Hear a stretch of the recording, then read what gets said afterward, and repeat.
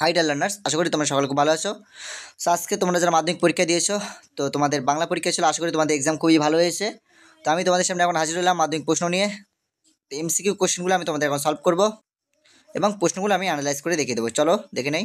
তোমাদের প্রথম যে কোশ্চেন এসেছিল, রাবণ ইন্দ্রজিৎকে রামচন্দ্রের সঙ্গে যুদ্ধ করার কোন সময় নির্দেশ করেছিলেন? তোমাদের অ্যান্সার হবে গ, প্রভাতে।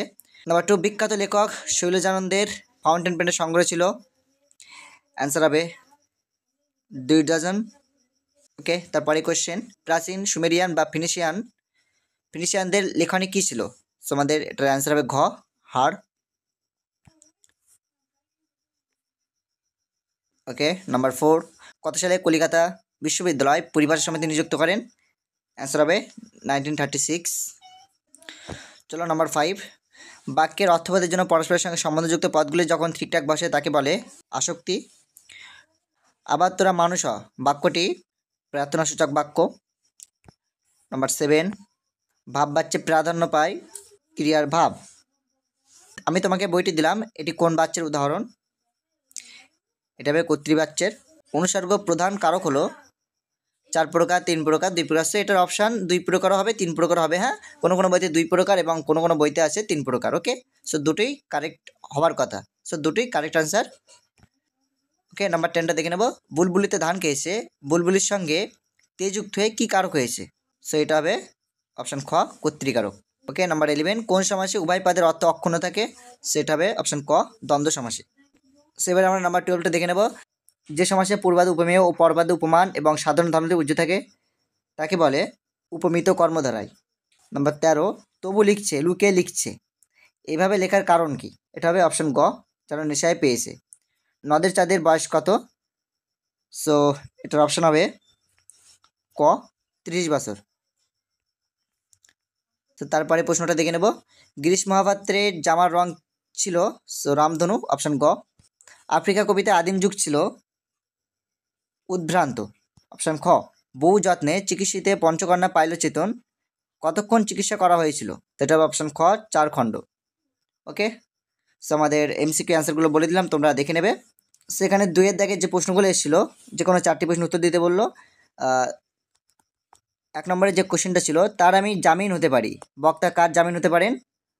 ওকে, বিকেলে চায়ের টেবিলে ওঠে কথাটা কোন কথাটার কথা বলা হয়েছে? নদীর বিদ্রোহ গল্পের লেখকের প্রকৃত নাম কি? পরমসুখ কাকে বলে জানেন? বক্তা কাকে পরমসুখ বলেছেন? অমৃতের মা ওকে বেকায়দায় ফেলার জন্য কি বলেছিলেন? 2-এর 2 যে কোনো 4টি প্রশ্ন উত্তর দাও। 2-এর যে প্রশ্নগুলো এসেছিলো, অশুভ ধ্বনিতে ঘোষণা করলো, কারা কি ঘোষণা করলো? সব চূর্ণ হয়ে গেল, কি চূর্ণ হয়ে গেল? বিস্মিত হইল বালা, বালা কি দেখে বিস্মিত হয়েছিল? অস্ত্রের বিরুদ্ধে একটি কোকিল কিভাবে গান বাঁধবে? ওকে, নাম্বার 5 যে প্রশ্নটা ছিল, যথা বৃহন্নালারূপী কিরীটি, বৃহন্নালারূপী কিরীটিকে। এখানে যে প্রথম প্রশ্নটা ছিল, তাতে অনেকে মুশকিলে পড়েছেন, কিসে মুশকিলে পড়ার কথা বলা হয়েছে? বাস ভেবা চাকা খেয়ে গেলাম, বক্তা ভেবা চাকা খেয়ে গেলেন কেন? পরিভাষার উদ্দেশ্য কি? ক্যালিগ্রাফিস্ট কাদের বলে? 4-এর দাগে যে প্রশ্নগুলো এসেছিল, নাম্বার 1-এ যেটা আছে, পরস্পরের প্রতি ভালোবাসার গল্প শুনে তাদেরও বুক ফেটে গেল, কাদের ভালোবাসার কথা বলা হয়েছে? পরস্পরের প্রতি তাদের ভালোবাসার পরিচয় দাও। নাম্বার 2, নদীকে এভাবে ভালোবাসিবার একটা কৈফিয়ত নদের চাঁদ দিতে পারে, নদের চাঁদ কী কৈফিয়ত দিতে পারে? এভাবে ভালোবাসার কি পরিণতি হয়? ওকে, সো এবারে আমরা দেখে নেব 5 নম্বর দাগে যে প্রশ্নগুলো এসেছিল। 1 নম্বরে যেটা এসেছিল, চিরচিহ্ন দিয়ে গেল তোমার অপমানিত ইতিহাসে, কাকে একথা বলা হয়েছে? কিভাবে তার অপমানিত ইতিহাসে চিরচিহ্ন দিয়ে গেল? নাম্বার 2, নমিপুত্র পিতার চরণে প্রজরে কহিলা, পিতা ও পুত্রের পরিচয় দাও, কবিতা অবলম্বনে পিতা পুত্রের কথোপকথন সংক্ষেপে লেখো।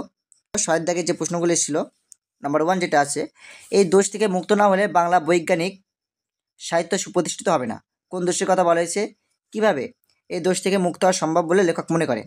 নাম্বার 2, আমার মনে পড়ে প্রথম ফাউন্টেন কেনার কথা, বক্তা কোথায় ফাউন্টেন কিনতে গিয়েছিলেন? তাদের ফাউন্টেন কেনার ঘটনাটি বিবৃত করো। আজ আপনাদের কাছে এই ভিক্ষা চেয়ে, আপনাদের বলতে বক্তা কাদের বুঝিয়েছেন, তিনি কেন কি ভিক্ষা চেয়েছেন, তার সামান্য পরিচয় আজ দিয়ে রাখলাম। কার উদ্দেশ্যে বক্তা এই কথা বলেছেন, তিনি কি সামান্য পরিচয় দিয়ে রাখলেন? ওকে, এবারে আমরা নাম্বার 8টা দেখে নেব। কোনি থেকে যে প্রশ্নগুলো এসেছিল, কোনি উপন্যাস অবলম্বনে প্রশিক্ষক কৃতিশ সিংয়ের চরিত্র সংক্ষেপে আলোচনা করো। বারণী কি? বারণী উপলক্ষে গঙ্গা তীরের যে দৃশ্য কোনি উপন্যাসে ফুটে উঠেছে তা লেখো। নাম্বার 3, গাছে অনেক দূর উঠে গেছি, মই কেড়ে নিলে নামতে পারবো না, বক্তাকে তার এই কথাটির তাৎপর্য বুঝিয়ে দাও। এবার নাম্বার 9টা দেখে নেব। Walk is another name of life, persons have no place on earth, wastage of time means wastage of life. If you want to be happy, you have to do your duties regularly. So number 10 যেটা আছে, কম বেশি 150টি শব্দে যে কোনো একটি প্রশ্নের উত্তর দাও। এখান থেকে যে প্রশ্নটা এসেছিল, নিত্য প্রয়োজনীয় দ্রব্যমূল্য বৃদ্ধি নিয়ে দুই বন্ধুর মধ্যে একটি কাল্পনিক সংলাপ রচনা করো। নাম্বার 2, জলের অপচয় রোধে সচেতনতা শিবির এ বিষয়ে একটি প্রতিবেদন রচনা করো। আর ব্যাকরণ পাঠ থেকে যে প্রশ্নগুলো এসেছিল, দেখো, একটি মিশ্র বাক্যের উদাহরণ দাও, কদাকার পদটির ব্যাসবাক্য সহ সমাসের নাম করো, প্রত্যেককে ব্যাসবাক্য সহ সমাসের নাম করো, যুক্তির পথে হাঁটো, ভাববাচ্যে রূপান্তর করো, উক্ত কর্তা কাকে বলে, আমি ছিলাম কালি কলমের ভক্ত বাক্যটিকে প্রশ্নসূচক বাক্যে পরিবর্তন করো, কর্তৃবাচ্য থেকে ভাববাচ্যে রূপান্তরের প্রধান সত্য কী, অনুসর্গযোগে করণ কারকের একটি উদাহরণ দাও, অবদান কারকে শূন্য বিভক্তির একটি উদাহরণ দাও, ব্যাসবাক্য কাকে বলে। তখন আহ্লাদে কাঁদো কাঁদো হয়ে যায়, তখন বলতে কোন সময়ের কথা বলা হয়েছে, বক্তা আহ্লাদে কাঁদো কাঁদো কেন, এতে দুজনেরই ভয় কেটে গেল, দুজন কে কে, কীভাবে তাদের ভয় কেটে গেল, পৃথিবী হয়তো গেছে মরে, এই অদ্ভুত বার্তা জননী কোথায় পাইলে তুমি, জননীকে তার কোন বার্তাকে অদ্ভুত বলা হয়েছে। চরিত্র গঠনে খেলাধুলার ভূমিকা, সময়ের মূল্য, বন সংরক্ষণ, দৈনন্দিন জীবনে বিজ্ঞান।